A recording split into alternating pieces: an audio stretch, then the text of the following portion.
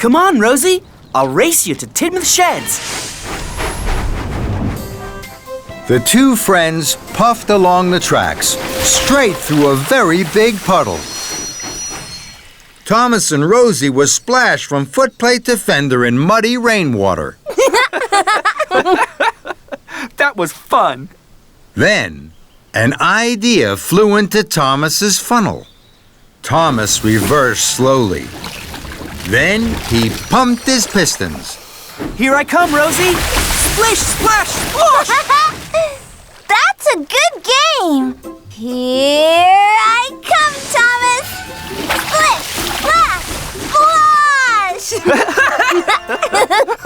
splash! Muddy water splattered everywhere.